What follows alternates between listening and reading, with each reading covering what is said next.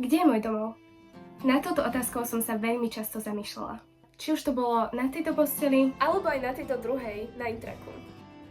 Odpoveď som hľadala v uliciach dediny, v ktorej som vyrastala. V Opatovskej Novej Vsi žije asi 600 ľudí a každý z nich pozná moje meno. No aj tak som sa nevedela vyhnúť myšlienke, že sa doma cítim ako cudzinka. Nevidela som tu veľa krásy či lásky. Aspoň toto bola dlho moja perspektíva.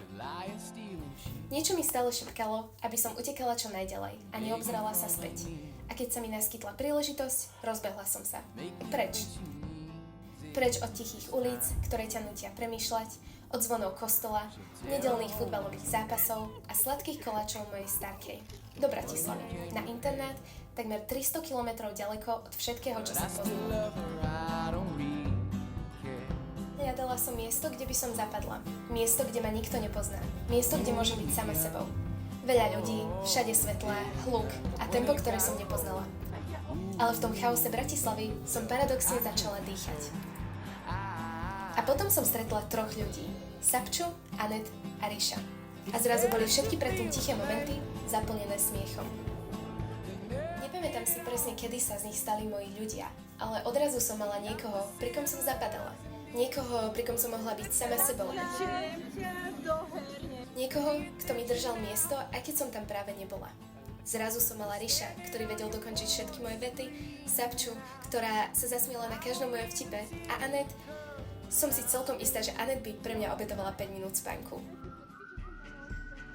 Iróniou je, že som musela ísť tak ďaleko, aby som si konečne uvedomila, čo mám doma. Spomenula som si na moju susedku, ktorá mi stále piekla opekance, lebo nezabudla, že sú moje obľúbené. Na tetu s modrými očnými tieňmi, ktorá ma zdravila každé ráno cestou do školy. Na kvety v košíkoch, na súťaže o najlepšieho snehuliaka.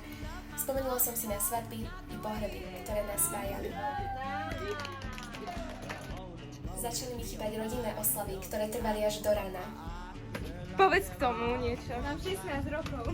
Frajerož má dievčatku. Prečo? Moje sesternice, ktoré ma vždy privítajú úsmevom. Moja teta, s ktorou som sa tak rada hádala, ale hlavne nedeľné obedy mojej mamy. A preto si každý piatok balím kufor a idem domov. Už som si uvedomila, aký je to obrovský dar mať takúto rodinu. Či už je to tá v Opatovskej, alebo v Bratislave. A preto vždy napíšem, keď dorazím, dám si ďalší koláč. Všetko tu dobro tam bolo. Čakalo.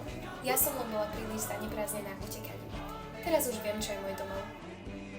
Sú to nočné rozhovory na intraku, spoločné obedy s celou mojou rodinou.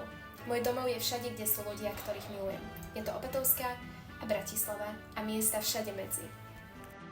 Neznášam, keď ľudia hovoria, že svet sa stáva čoraz horším. Tieto slová o tom, ako ľudia strácajú schopnosť byť láskaví a vraj zanikajú skutočné ľudské spojenia, sa stali niečím bežným. Ako by to bola pravda, ktorú sme si už dávno osvojili. Niečo, čo sa len tak povie pri kávach, pri večerných rozhovoroch.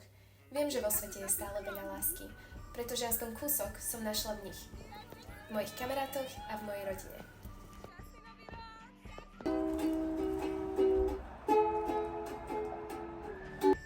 Už viac nechcem utekať.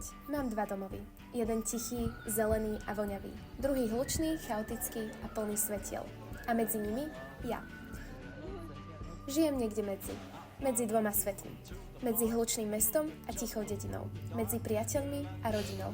Medzi tým, kým som a tým, kým sa stávam. Niekde medzi týmto chaosom som našla, čo som hľadala. Miesto, kde som zapadla. Našla som svoj domov, lásku a krásu. Kúsok svojho srdca stále nechávam v inej časti Slovenska u ľudí, ku ktorým sa vraciam. Lebo už viac neutekam, len sa vraciam domov. Hej. Všetkým očakujúcim som povedala, že natáčam Day in my life vlog. V skutočnosti som však zbierala všetné momenty, ktoré pre mňa vôbec všetnými neboli. Tak, príjemné pozornie.